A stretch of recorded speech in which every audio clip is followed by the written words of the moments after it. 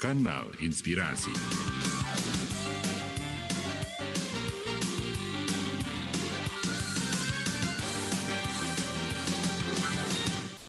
Selamat sore pendengar, di sore hari ini Bingkai akan berbicara tentang jamu untuk anak bersama Balai Besar Penelitian dan Pengembangan Tanaman Obat dan Obat Tradisional B2P2TOOT Tawangmangu Karanganyar. Dan sore hari ini kami sudah tersambung melalui Zoom meeting Bapak Tovan Aris Mana, apoteker, selaku peneliti pertama. Selamat sore Pak Tovan. Selamat sore Bapak. Assalamualaikum, apa kabar nih Pak Tovan? Waalaikumsalam warahmatullahi wabarakatuh. Alhamdulillah Sehat baik. Ya Pak Tovan? Iya, Pak Tovan sebagai peneliti pertama pada B2P2TOOT ya Pak ya? Betul. Iya. Nah, tema yang akan kita ulas atau kita bahas di kesempatan sore hari ini, karena di setiap hari Jumat ketiga kita selalu bersama B2P2TOOT, yakni jamu untuk anak-anak ya. Iya, mungkin mikrofonnya bisa agak lebih dekat lagi karena kurang begitu jelas ya kalau saya menerimanya. Sudah dekat? Ya, Sudah jelas? Sudah. Iya, ini memang menjadi konsentrasi Pak Topan ya, selaku peneliti pertama di B2P2TOT ya, untuk kaitannya dengan obat-obat yang atau jamu yang berhubungan dengan untuk anak-anak. Gimana? Kalau untuk anak-anak kami jarang ya Pak ya, maksud saya untuk karena kami konsentrasinya di terapi Oh begitu. terapi alternatif dengan herbal seperti itu. Walaupun memang tidak menutup kemungkinan ada misalnya anak-anak yang datang ke klinik rumah jamu seperti itu. Pada dasarnya memang ya sama seperti perlakuannya antara dewasa dengan anak-anak pada kasus jamu seperti itu. Begitu ya. Cuman kalau untuk anak-anak mungkin yang membedakan adalah dosisnya begitu. Atau dosis sama bentuk sediaannya, Bapak. Bentuk sediaannya ya. Iya, jadi kalau sediaan untuk anak-anak jelas berbeda nih. Kalau orang dewasa kita batasi dulu anak-anak itu maksimal 12 tahun. Oh, 12 tahun ya. Kalau 12 tahun ke atas hitungannya dewasa. Seperti dalam kami melayani pasien seperti itu. Jadi kalau kembali lagi untuk anak-anak itu memang sediaannya yang bisa diterima atau yang ini yang manis seperti itu. Ya pahit tapi nggak sepahit ketika jamu untuk orang dewasa. Begitu ya. Usia 12 tahun. Jadi batasan anak-anaknya itu dari umur berapa sampai 12 tahun? Kalau bayi itu biasanya 0 sampai sekitar 3, maksimal 4 tahun. Kalau anak-anak 5 sampai 12 tahun. Seperti itu. Gitu ya. Tapi karena secara kalau untuk pengobatan itu dosisnya memang kita hitung setengah kali dosis dewasa. Itu untuk terapi. Dosis dewasa ya. Kemudian Pak, minumnya juga setengah gelas seperti itu. Jadi tidak, kalau dewasa itu kan biasanya 5 gelas blimbing atau sekitar 200 kali 1 liter itu direbus selama 15 menit. Setelah air mendidih, nah itu kan sisanya sekitar 500 dibagi 2 ya. 250 mili. Tapi untuk anak-anak ya dibagi 3 biasanya ya. Jadi setengahnya berarti 600 direbus, kemudian jadinya sekitar 300, sekitar 100 mili. 100 mili ya? Ya, itu untuk rebusan. Seperti itu. Kalau untuk kapsul, nah itu beda lagi ya. Kapsul sepertiganya. Sepertiganya? Ya, karena bentuk kapsul itu memang lebih pahit ya. Soalnya bentuknya serbuk, kemudian jelas itu tidak dikasih gula atau pemanis, tapi nanti ketika mau diminum ya bisa dikasih dengan madu atau gula sedikit untuk istilahnya membantu nelan seperti itu. Begitu. Atau mungkin pakai pisang itu ya? Pisang, ah, saya tidak yakin pisang kalau Enggak, digabungin seruput jadi mahal. enggak. Maksudnya kalau anak-anak gitu, kalau misalnya nggak bisa ketelan gitu kan, mungkin. Ya, intinya ketika kami mengedukasi pasien atau orang tua pasien, Mm-mm. ya bagaimana caranya supaya masuk seperti itu. Gitu ya. Iya. Oh Tapi gitu. anu Pak, tapi kalau itu untuk terapi gitu, beda lagi Iya. maintenance untuk pencegahan promotif preventif Mm-mm. itu beda lagi. Oh gitu. Karena kalau preventif promotif atau pencegahan atau meningkatkan sistem imun atau kualitas hidup anak-anak misalnya Mm-mm. itu banyak sekali sediaan yang sudah dijual bebas seperti itu. Oh gitu. Ya, sediaannya sudah enak, manis gitu. Jadi Mm-mm. orang tua tidak usah repot-repot lagi misalnya untuk apa namanya harus merebus, harus Mm-mm. ya jujur ya kalau orang tua sekarang memang kesibukannya memang lebih banyak untuk nafkah gitu untuk Oh obat iya. itu ya kami sadari sudah susah. Iya, betul. Jadi kalau untuk terapi tadi kan dosisnya sudah disampaikan ya sama Mas Topan tadi ya. Kemudian ada sediaan dalam bentuk rebusan, kapsul. Kalau untuk pencegahan begini dosisnya apakah sama atau ada. Oh iya, betul. Kalau pencegahan itu sekali lagi pencegahan lebih fleksibel, Pak. Oh, begitu? Pencegahan lebih fleksibel. Misalnya kita mau anak kita doyan makan. Nah, itu. Nah, Saya kita ingat dulu cekok itu ya. itu cekok itu paling manjur ya, Pak. Cekok itu secara kalau dianalisis itu bahannya segar. Oh, gitu. Segar itu kandungan aktifnya paling tinggi. Seperti itu. Hmm. Nah, beda dengan direbus. Direbus itu kan melalui proses pemanasan, kemudian yang Iya. lama itu sangat rentan banyak apa namanya zat aktif yang hilang, maka dosisnya Hmm. besar. Iya, iya, Kalau iya. cekok itu kan cuma sejumput, kemudian satu Iya. ruas, dua ruas, karena memang Mm-mm. tidak banyak zat aktif yang hilang seperti itu. Hmm. Dan Saya terus semuanya terang nggak tahu masalah cekok itu ramuan campurannya apa saja, terus kemudian dia itu diolahnya apa ada yang direbus atau mungkin enggak langsung direbus Pak. mentahan. Jadi itu cuma ditumbuk istilahnya. Misalnya cekok itu Oh, yang familiar itu biasanya pakainya daun pepaya. Daun pepaya, heeh. kemudian kalau temulawak, ada bisa kunyit, kemudian ada yang menambahkan tempe bosok, Iya betul. seperti itu, kemudian istilahnya yang pahit-pahit seperti itu. Atau Hmm. ditambah sedikit brotowan. Oh, Brotowali. Sedikit aja. Iya iya Dan ditumbuk, dikasihkan di kain flanel, nah itu saringnya iya. kita peres gitu. Tambah sedikit air biar peres gitu. Itu Oh gitu ya. Jadi itu anak umur berapa itu boleh dicekok gitu? dicekok kalau anu Pak, dicekok 2 tahun ke atas ya. Oh 2 tahun ke atas ya. Kalau 2 tahun ke bawah itu kan sering kita edukasi untuk ASI eksklusif nih. Oh ASI iya iya seperti betul itu. betul. Kalau 2 tahun Jadi ke atas mm, sudah bisa MPASI, kemudian mm, makan makanan yang agak lembut seperti itu. mm.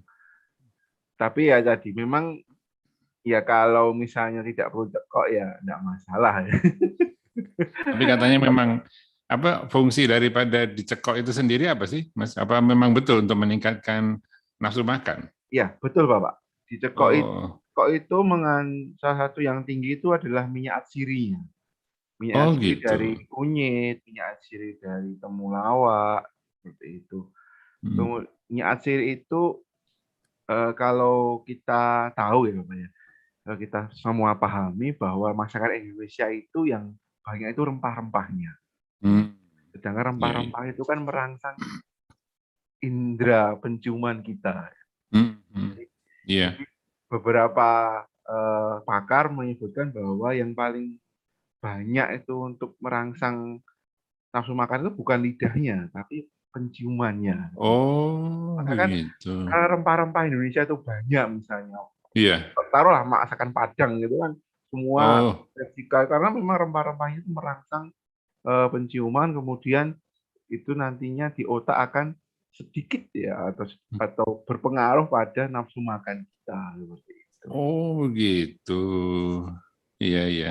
Terus Mas, saya ditanya, kemudian saya ditanya, Mas katanya ada zat namanya kurkuma, maka banyak sediaan di apotek ada kurkuma plus atau apa itu. hmm, Ya itu memang banyak, tapi bisa berpengaruh, tapi yang berpengaruh tentu saja yang minyak seperti itu. iya. Mas Topan sendiri pernah meneliti kaitannya dengan ramuan atau apa namanya komponen daripada cekok ini sendiri? Kalau Apa namanya? enggak Bapak, Oh, tapi belum pernah ya? belum, tapi masing-masing apa namanya masing tanaman saja. Tapi kalau untuk diramu itu Mm-mm. belum, soalnya sangat kompleks. Oh gitu. Jadi kalau misalnya temulawak sendiri sudah, kemudian daun pepaya Mm-mm. seperti itu, kemudian apalagi bertawali itu lebih mudah. Tapi kalau masuk dicampur semuanya itu reaksinya eh, kami masih banyak referensi yang belum bisa ditemui untuk Oh, seperti itu. oh gitu. Tapi nggak pernah mencoba Mas untuk meneliti apa namanya hasil daripada Ya, kombinasi ramuan untuk cekok ini sendiri. eh, kalau untuk meneliti ke situ belum Bapak, belum. Hmm, Tapi ya. menelitinya lebih ke apa namanya efeknya dulu. Gitu. Karena harus dibedakan penelitian obat kimia Mm-mm. sintesis itu dengan Iya. obat tradisional. Itu memang berbeda, Bapak. Kalau obat Mhm. kimia sintesis itu harus diketahui dulu manfaat dan keamanannya. Hmm, begitu ya. Kalau obat tradisional dibalik. Iya, Obat tradisional kan karena tradisi bertahun-tahun sudah betul. jelas manfaatnya, Oh gitu. khasiatnya seperti itu. Iya, Tidak iya, perlu iya. diragukan lagi. Iya. Maka berbeda. Hmm. Tapi ini memang kalau cekok ini memang perkenalan awal seorang anak terhadap jamu ya. Iya. Kalau boleh saya mengatakan demikian, karena kan terus terang kita pun juga pernah pernah merasakan itu dan ya hasilnya seperti ini. Termasuk Mas Topan juga pernah dicekok kali ya. Ya, ya itu Mas, jelas. Kan Generasi sama kalau saya juga sama 80-an. dengan eh, jadi nafsu makanya itu kesalahan kita kenapa dulu pakai dicekok jadi kayak gini begitu. Iya, kalau untuk sediaan jamu biasanya kalau untuk anak-anak itu biasanya untuk apa saja nih? Kalau untuk terapi itu apakah kalau untuk pertumbuhan apakah perlu anak dalam masa pertumbuhan itu juga perlu ada tambahan jamu, ada perlu nggak seperti itu? Ya, eh, kalau ditanyakan perlu, saya Mm-mm. kira perlu sekali. Perlu ya? Iya. Yang pertama memang bisa dilihat lifestyle-nya makanan saat ini itu seperti apa. Oh, iya betul betul. Banyak zat-zat aditif atau zat tambahan, Mm-mm. apalagi perisa, perasa gitu kan. Iya. Jadi Mm. kalau kemudian anak-anak kurang serat, kurang sayur, itu kemudian susah BAB-nya, Mm. Mm. ya perlu Bapak. Jadi Mm. memang eh, jamu itu kan berasal dari tumbuh-tumbuhan ya, Iya. tanaman, tanaman obat seperti itu. Dan tidak Mm. bisa dipungkiri jelas tinggi seratnya, Betul. Iya.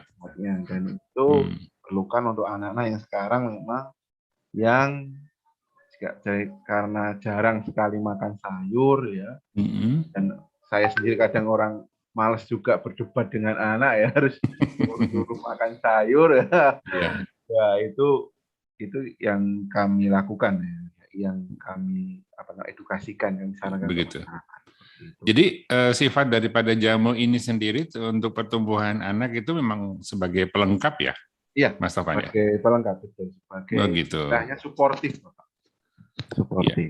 Itu Iya. sediaannya dalam bentuk apa saja nih? Kalau Kalau yang beredar di apotek, toko obat itu ada jelas, ada yang bentuknya sirup, mm, bentuknya tablet, seperti itu. Tapi banyak-banyaknya memang sirup botol maupun sirup saset. Gitu ya. Kalau yang dulu zaman-zaman saya itu kan yang terkenal kan jamu buyung upi, ya itu sudah Oh iya, oh itu ya ya ya ya. itu masih beredar, tapi itu karena bentuknya serbuk, kemudian Iya. hanya seduhan, itu Mm, memang anak-anak agak kurang suka seperti itu. mm, Dan ya. tapi kalau ibu-ibu atau pendengar sekalian ini sering melihat apa namanya jamu gendong, itu saya rasa perlu Mm. dikenalkan. Oh begitu. Pengalaman kami untuk anak-anak kami ya, itu pertama itu kunyit beras kencur ataupun asem gitu anak-anak. Oh beras kencur atau kunir asam ya. Iya, itu yang lebih familiar karena rasanya Iya. manis. Begitu, Pak. Oh gitu. Iya iya. eh jadi memang kalau apa jamu gendong kan memang sudah bukan barang baru lagi ya, bukan Iya. sesuatu yang baru. Jadi kalau anak-anak jadi apa ya umur berapa tadi? Eh, Minimal 2 tahun, Bapak. oh minimal 2 tahun sudah boleh dikasih jamu itu ya. Kasih, karena sekali lagi tentang dosis apa namanya jamu itu sangat lebar seperti itu. Gitu. Bukan seperti obat kimia yang meleset 1 miligram atau 10 miligram itu sudah efeknya udah. Tapi kalau jamu itu sekian gram atau ratus gram itu masih bisa ditolerir seperti itu. Apalagi bentuknya cair ya. Cair ya. Banyak airnya, banyak pengencernya. Gitu. Oh gitu. Tapi walau bagaimana jamu sendiri juga termasuk apa kimia juga kan? Iya, Kimia apa ya? kimia yang alami, Bapak. Iya, Kimia yang kimia mudah alami. dicerna, kemudian Mm, metabolisme oleh tubuh. Jadi karena mudah dicerna, mudah dimetabolisme, itu mm, cenderungnya lebih aman dan minim efek samping. gitu ya. Jadi kalau untuk jamu, sediaan jamu misalnya kayak beras kencur gitu ya, kan sekarang ini ada kalau misalnya yang jamu gendong itu nggak bisa kita temukan gitu kan, itu suka ada jamu yang sudah dikemas dalam bentuk sirup. Hmm. Ya kan, kemudian dicairkan dengan air hangat begitu. Nah, sediaan dalam bentuk sirup seperti itu, kalau menurut Mas Tovan bagaimana nih? Aman nggak nih? Karena kan kita nggak tahu kandungan kadar gulanya seberapa. Nah, malah takut-takutnya malah apa? Lebih banyak manisnya daripada jamunya itu. Eh, Kalau kami ya secara letterlek Iya. ya dilihat saja labelnya. Labelnya itu Hmm. biasanya minimnya itu ada izin Dinkes ya. Oh Jadi gitu. Dinkes kalau nggak kabupaten atau kota ataupun provinsi seperti itu. Hmm, hmm, hmm. Tapi memang kalau yang lebih valid atau lebih Iya. itu ya izin Badan POM, POM TR atau POM Hmm. FF seperti itu. Jadi itu yang lebih ya istilahnya benteng pertama kita untuk Hmm. menggunakan jamu yang dikemas oleh pabrik atau oleh industri obat tradisional seperti itu. Ya, apa Ya, yang perlu kita perhatikan nih Mas? Kalau misalnya kita beli apa sirup hmm. jamu gitu ya, sirup beras kencur atau sirup yang lainnya ya itu apa kandungan apanya yang perlu kita perhatikan di situ? Kalau bisa dilihat kalau sirup dalam sediaan farmasi itu jelas Pak, sirup itu mengandung 65% gula. Seperti 65% gula ya. 63 sampai 65% gula. Hmm. Ditanyakan lagi, lah kenapa sedemikian tinggi? Karena pada kadar 65% atau 63% gula itu bakteri tidak bisa hidup, Bapak. Jadi pengawet Oh, alami. begitu ya dari gula ya. Pengawet alami. Kemudian ditambahkan dengan bahan obat tradisional yang Hmm. jelas-jelas cepat basi, jelas-jelas yang biasanya yang alami, yang dari alam kan cepat basinya. Nah, Iya, itu betul. bisa bersinergi ya. Satunya itu pengawet alami, satunya cepat basi. Kalau Hmm. digabung yang nanti yang jamunya akan lebih panjang masa simpannya, kemudian dengan diatasi bakterinya itu oleh kandungan sirupnya seperti itu. Gitu ya. Iya. Kalau model sirup gitu tuh boleh nggak sih Mas kita simpan di dalam kulkas begitu? Ya, boleh saja Pak. Tapi boleh saja. Tapi nanti Ya. ketika mau digunakan atau mau itu biasanya dikocok dulu Oh, agak kental karena itu ya. supaya tersebar merata seperti itu. Iya, Biasanya kan iya, kalau jamu biasanya kan mengendap di bawah, iya, karena iya, partikelnya kan besar. Jadi betul. ke bawah, jadi nanti mau digunakan ya dikocok dulu. Dikocok dulu. Nggak Iya. masalah ya kalau penyimpanan di dalam kulkas nggak bahaya ya? Ya, yang penting ED-nya juga diperhatikan. Biasanya Oh, ada iya, ED-nya. iya, iya. Nah, jadi labelnya itu biasanya harus ada izin-nya, kemudian izin Dinkes atau Badan POM seperti itu. Karena begini, saya terus terang pernah juga dapat jamu gitu ya, itu dalam bentuk sediaan sirup, terus karena intensitas saya minumnya juga tidak terlalu sering, terus kemudian saya simpan dalam kulkas, ya mungkin ada sekitar 1 bulan lah, tapi begitu saya tuangkan lagi, ya masih bisa gitu. Saya pikir apakah mungkin kedaluarsa enggak ya, saya masukin kulkas begitu ya, Boten, Bapak. gitu, enggak masalah Sama ya. tidak melewati ED-nya, tidak masalah. Gitu ya. Iya, tadi Mas Tovan juga sudah menyampaikan untuk terapi dosisnya berbeda, untuk pencegahan juga dosisnya berbeda. Ada satu lagi mungkin untuk penggunaan jamu pada anak untuk pengobatan mungkin sama juga dengan terapi. Ya, pengobatan terapi misalnya anak dengan apa namanya yang sekarang-sekarang itu tuh misalnya anaknya itu malnutrisi atau kekurangan gizi. Bukan karena orang tuanya nggak bisa menyediakan, tapi memang anak susah makan seperti itu. Samakan. Maka sekali lagi dosis cekokan itu tidak cukup. Kasihlah rebusan yang lebih banyak apa namanya penyusunnya, tidak cuma 3 atau 4, biasanya 5 atau 6, kemudian direbus, kemudian diminum 3 kali seperti itu. Apa itu tadi? Gimana Pak? Ramuan apa tadi yang diberikan selain cekok? Kok itu namanya itu kalau kami penambah nafsu makan seperti itu atau Penambah nafsu makan. apa ya bahasa farmasinya? Malu Pak, Eulapium atau Itu apa? Daun atau umbi? itu Pak campuran. Oh Misalnya begitu.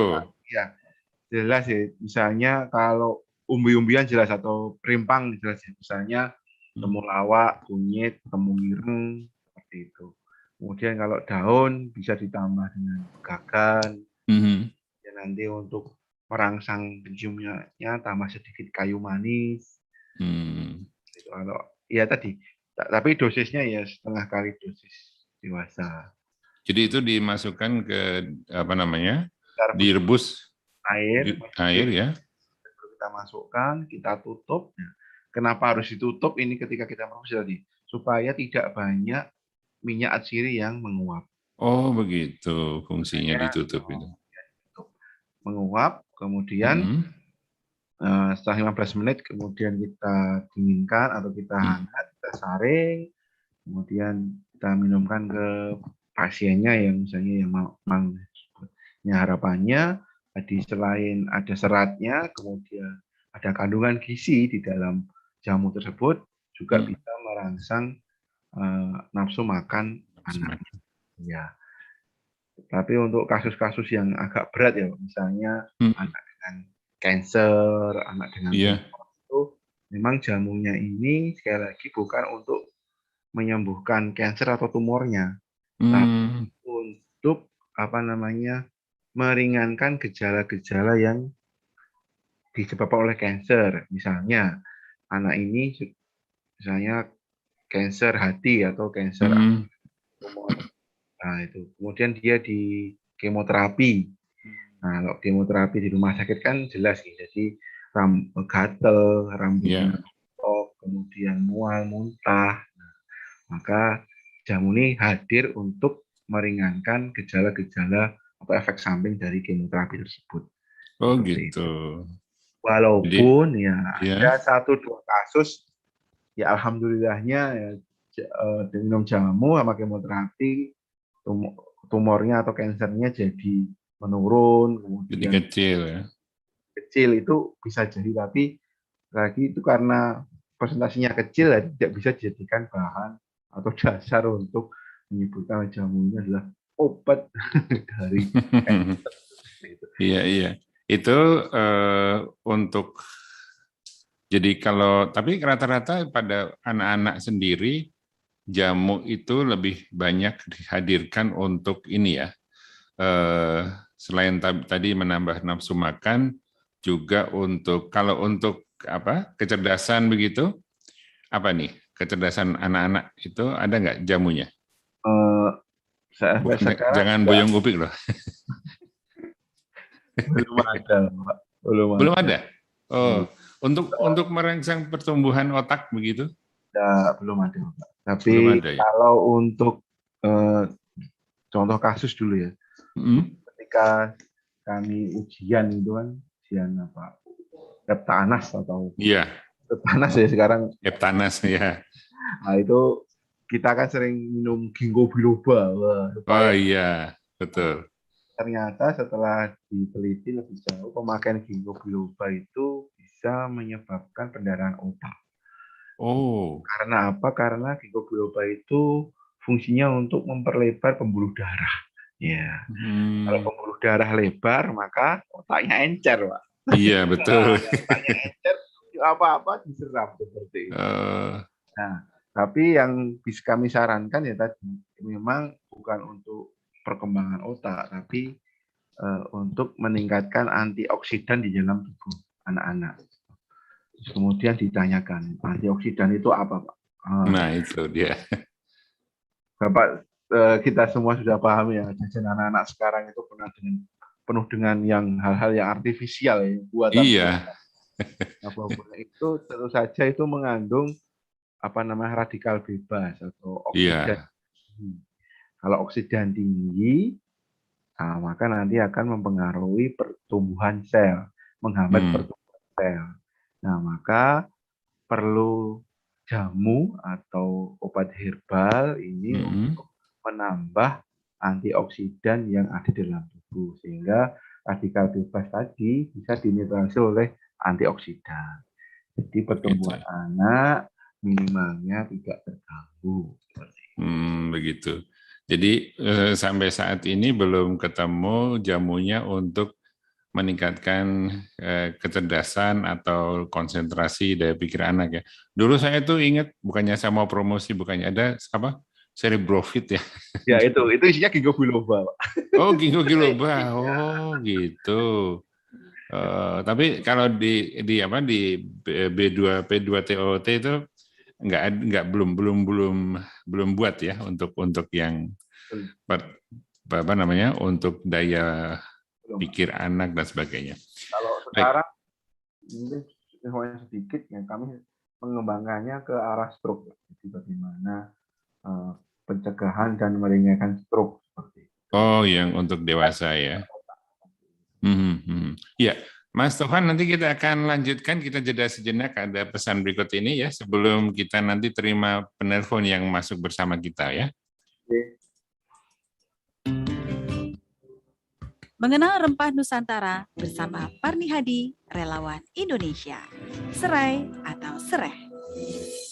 Bisa dibuat minuman yang dikenal wedang serai dalam bahasa Jawa. Diminum hangat-hangat, dada sesak bisa langsung lega. Bisa dibuat minyak wangi atau minyak serai wangi, citronella oil. Minyak serai termasuk jenis minyak atsiri atau essential oil. Minyak serai wangi Indonesia banyak dicari dunia. Sayang, kita kurang peduli. Ayo peduli, tanaman asli Indonesia.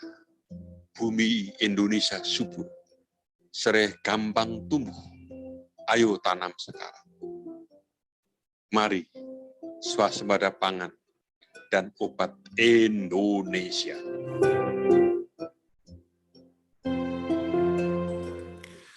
Pendengar, Anda masih bersama kami di Bingkai, bincang kita hari ini bersama Bapak Tovan Arismana S. Apoteker, peneliti pertama pada Balai Besar Penelitian dan Pengembangan Tanaman Obat dan Obat Tradisional B2P2TOOT Tawangmangu, Karanganyar.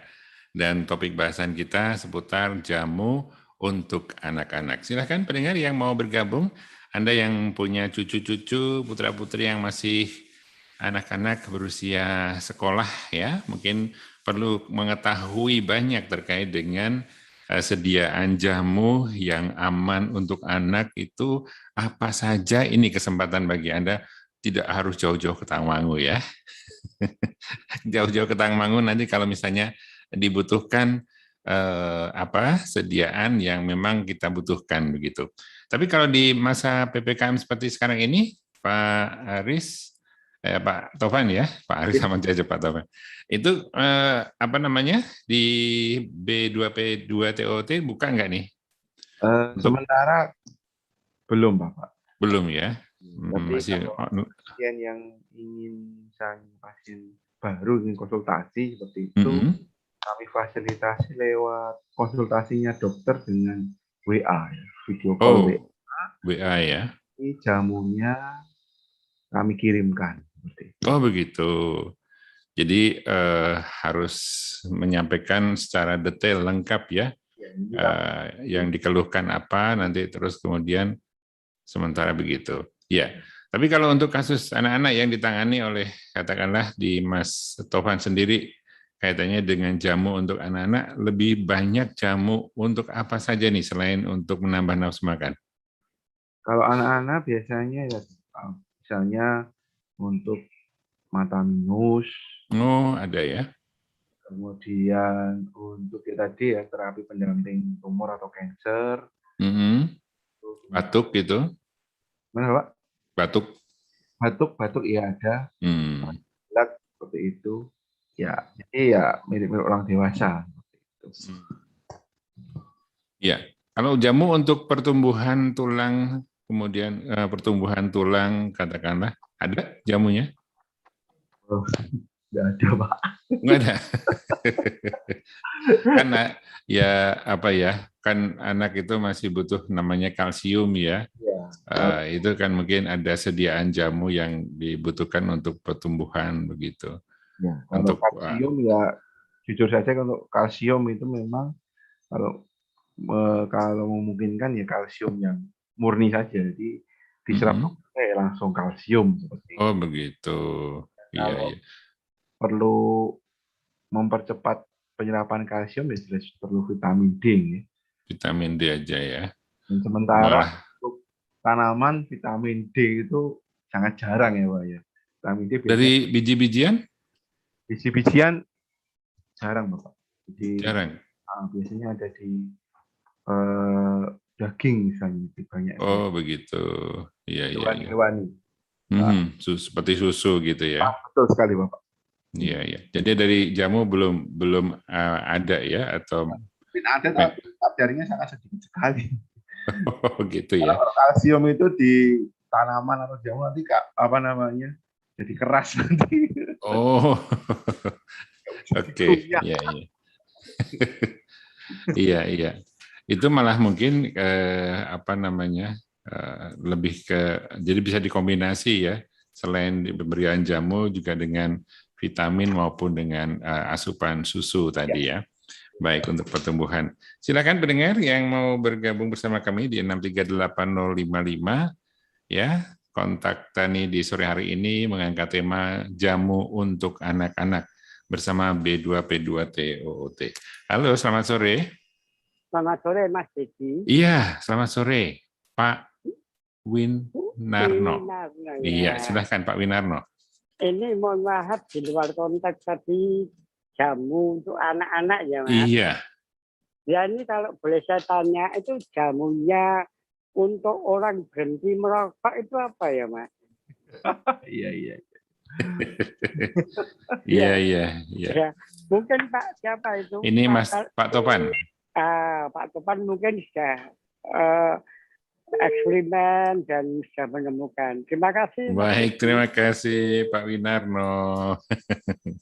Kita terima lagi penelpon berikutnya. Halo, selamat sore. Halo, selamat sore. Iya, Mas Taufik nih. Saya Dedi, Bu. Oh, Mas Edi. Iya. Iya. Dari mana, Ibu? Sukoharjo. Sukoharjo, Bu? Iya. Surah nih. Oh, Bu Rahmi. Monggo Bu Rahmi. Nggih. Menapa apa yang? Kok wonten jamu-jamu kangge lare-lare menika boten Mas? Nggih, menika kan saking Jamu kangge lare napa lingkang penting menawi lare menika nggih kula nyuwun ngapunten rumiyin. Napa boten untuk pertumbuhan tulang-tulang gitu ya, Mas ya? nggih. Gitu. Iya, betul. Ya, kebetulan belum ada jamunya, Ibu. Iya. Iya. Ya banyak vitaminnya. Oh, Jamu nggih. untuk anak kecil apa ya? Iya, Kayak nafsu makan ya mawon. betul. Nggih. Kok piyambak nek wong tuwek iki nafsu makan nang duwe jamu ngaten to menika. Nggih. Cekok itu ya, Bu ya? Iya. Nggih, nggih. Sampun ngaten mawon Nggih, matur nggih, nuwun. matur nuwun. pangapunten. Nggih, monggo Ibu sami-sami. Assalamualaikum. Waalaikumsalam warahmatullahi wabarakatuh. Nggih, terima kasih Bu Rahmi. Mungkin masukan juga ini kalau bisa jamu untuk pertumbuhan seperti apa untuk tambah kalsium ada enggak? Mungkin perlu diteliti. Baik, belum ada lagi yang mau bergabung. Kita jawab untuk Pak Winarno. Mas Taufan, mengetahui betul nggak nih jamu untuk berhenti merokok? Kamu berhenti merokok ya. Brotowali ya? Rokoknya dikasih brotowali. Iya betul, maksud saya gitu. Rokoknya dikasih brotowali kan Iya. rasanya pahit. Kalau kami menemukan jauh berhenti merokok nanti penghargaan presiden nanti. Tapi Ya, pernah mencoba belum? Kalau kami untuk pasien-pasien dengan yang merokok itu kan tadi Pak, rokok jelas ya radikal bebasnya tinggi. Jadi merusaknya bisa ke paru, ke tenggorokan seperti itu. Jadi ya tadi, kalau kami ya tadi pencegahannya. Pencegahannya. Bagaimana memanfaatkan antioksidan yang tinggi.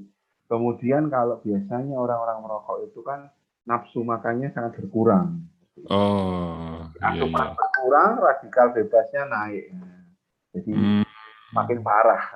Iya, iya, iya. Nah, maka jadi takutnya tadi mungkin bisa untuk apa namanya bukan ya kalau bisa membuat berhenti merokok ya alhamdulillah, tapi kalau tidak bisa di misalnya kalau Pak Winarno ini tenggriane wonten apa namanya daun sembung misalnya. Daun sembung.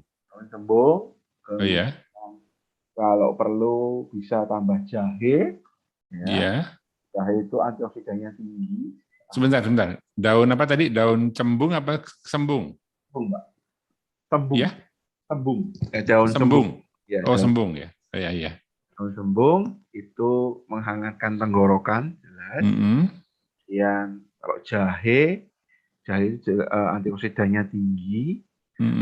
Dan kalau kerso ya ditambah 2 rimpang yang sakti, temulawak kunyit. Nah, itu nanti jelas ya mencegah apa namanya atau meningkatkan fungsi liver seperti itu. Oh gitu.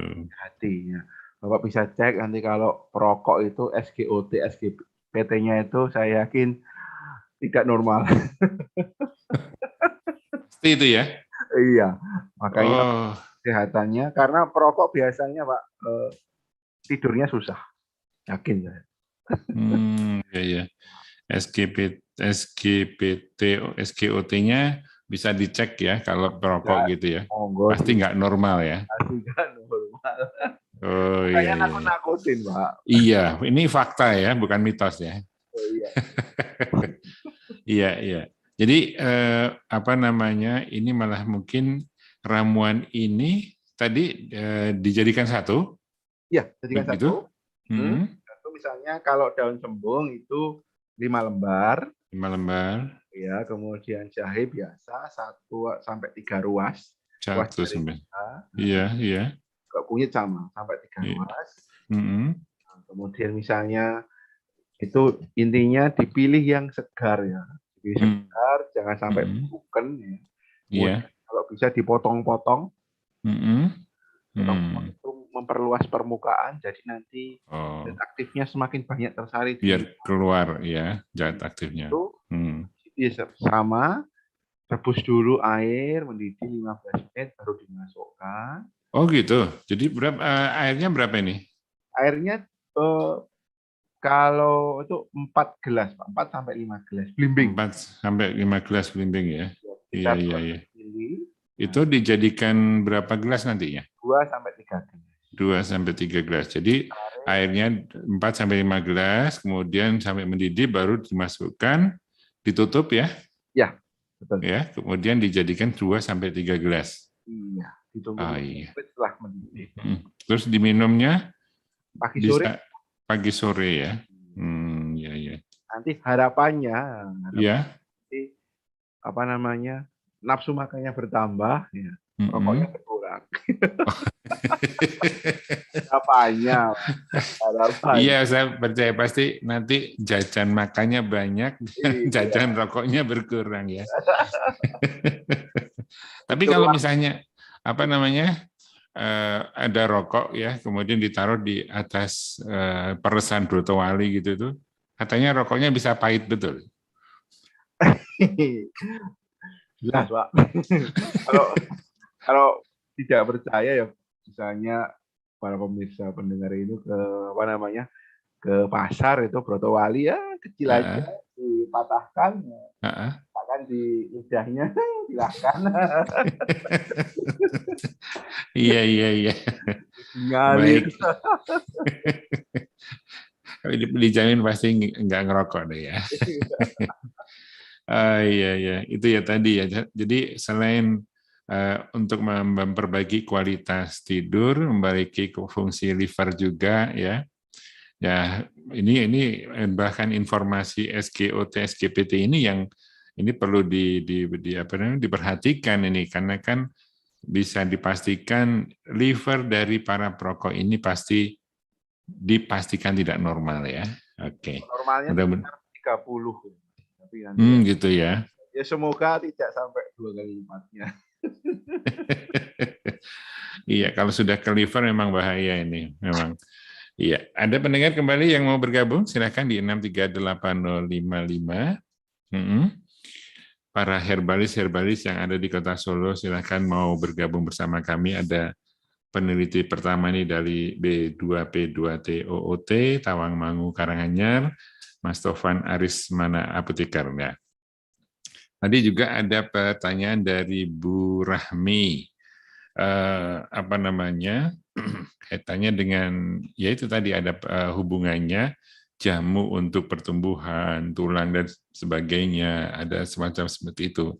Ya ini masukan saja mungkin buat panjenengan begitu.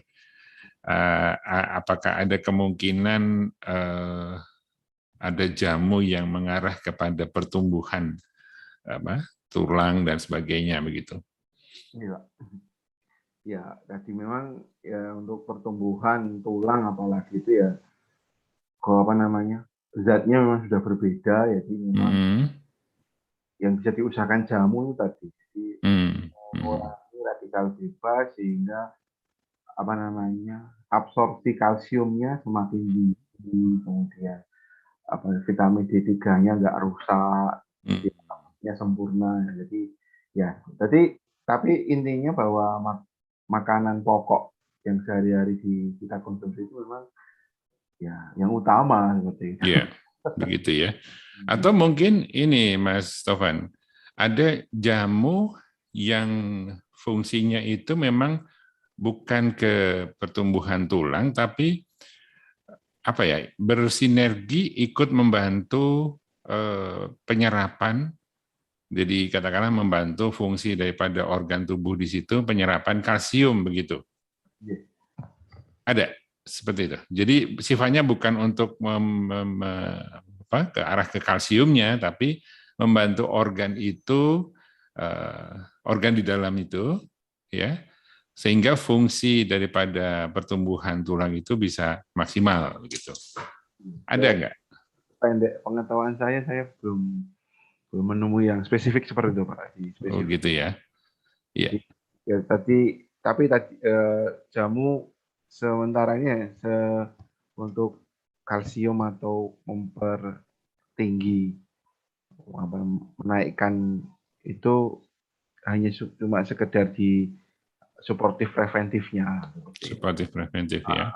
Promotif preventifnya tidak seperti itu. Tapi kalau pendengar ini tahu tanaman ya bisa diinformasikan dan kami sangat berterima kasih ya. Open sekali kami dengan karena ini tradisi Pak. Tradisi itu dari mana bisa seperti itu.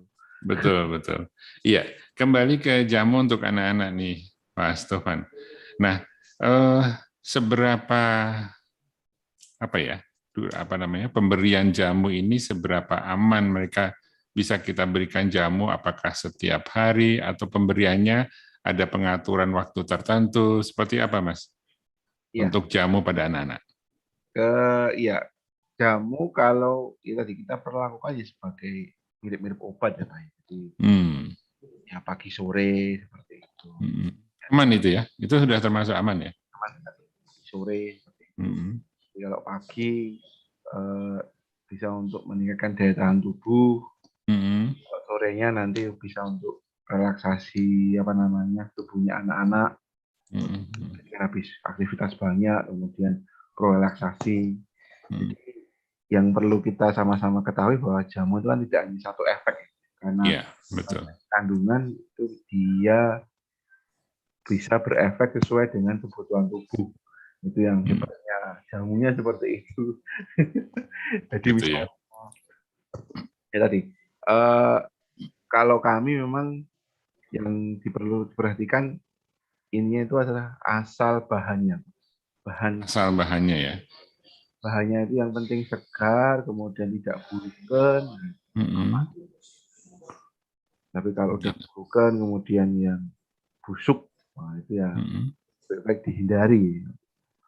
Misalnya yang kalau kami pernah diundang ke pertemuan itu, yang mencengangkan itu bahwa bawang putih loh, Pak. Bawang putih itu ibu-ibu itu masih memakai bawang putih yang sudah tumbuh tunasnya. Loh, begitu? Bawang putihnya itu dipotong, tunasnya diambil. Sebenarnya itu sudah nggak bisa lagi, nggak boleh lagi. Oh gitu, udah merusak kandungannya ya? Karena bawang putih yang sudah tunasnya itu, ya tadi karena dia ada proses tumbuh, kalau tanaman itu tumbuh, ya jelas dia punya namanya toksin racun untuk bertahan hidup seperti itu. Jadi ya sekedar tips saja seperti itu. Jadi kalau sudah bawang putih atau bawang merah sudah ada tunasnya dibuang aja Pak. Termasuk seperti empon-empon yang mungkin terlalu lama begitu tumbuh tunas itu udah nggak bagus lagi ya? Oh begitu ya. Iya. Apalagi sampai peot gitu ya. Itu. Kalau sediaan jamu yang tersedia di B2 TOT sendiri dalam kemasan atau sediaan apa ini, Mas Tovan? Kalau untuk anak-anak?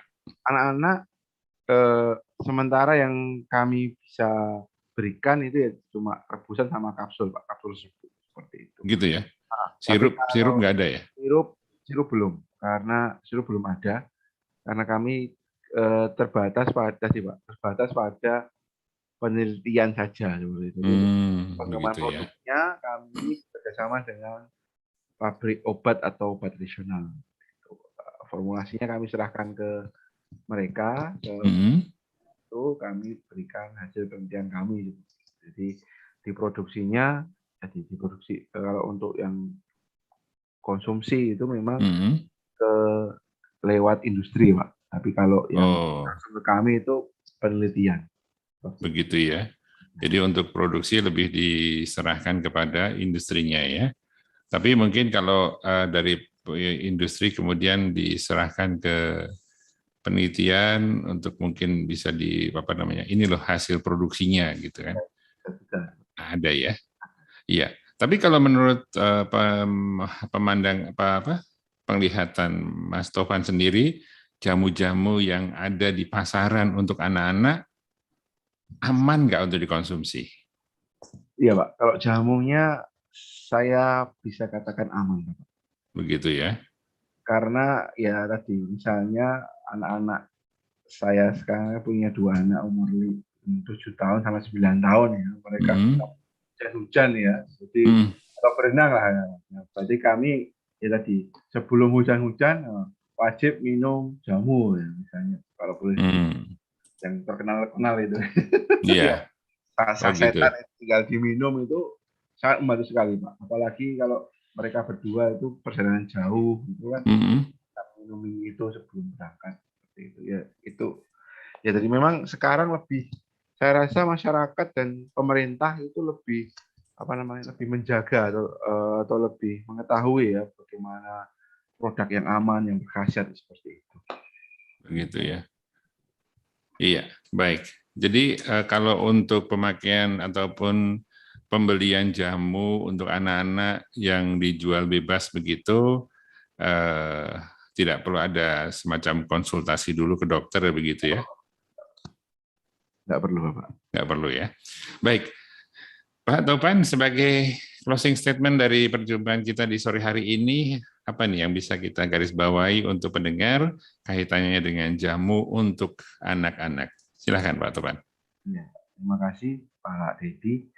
Bapak Ibu sekalian, kalau kita melihat tradisi nenek moyang kita ya, jamu itu sudah turun-temurun kita konsumsi ya, dan hasilnya kita sekarang ini, jelas kita ini bisa dilihat masa kecil kita itu lebih bahagia, lebih sehat ya, dibanding masa kecil anak-anak kita ya. Betul. Maka perlu kita kenalkan anak-anak kita terhadap jamu ya, supaya jadi selain bermanfaat bagi tubuh, nantinya bisa mendorong atau membantu pertumbuhan perkembangan anak-anak kita seperti itu. Begitu saja Pak Dedi, terima kasih. Baik, terima kasih Pak Tovan atas penjelasannya terkait dengan jamu untuk anak-anak. Tapi kalau sekiranya ada pendengar yang mau berkonsultasi, karena mungkin dia belum sempat bertanya di line telepon kita, boleh nggak ini saya bagikan kepada pendengar? Ada nomor teleponnya ini? Oh, silakan Bapak. Ada belakangnya 3748 nih, betul? Oh, silakan. Boleh ya? Boleh. Ya. Jadi mungkin kalau pendengar ingin berkonsultasi, bisa langsung dengan Pak Tovan Arismana Apoteker di 0823 2464 3748. Baik, itu Pak Tovan, terima kasih. Selamat kembali melaksanakan aktivitas, sehat selalu. Terima kasih Pak Dedi atas kesempatan. Baik, Assalamualaikum warahmatullahi wabarakatuh. Waalaikumsalam warahmatullahi wabarakatuh. Terima kasih Anda sudah mengikuti Bingkai Bincang Kita hari ini.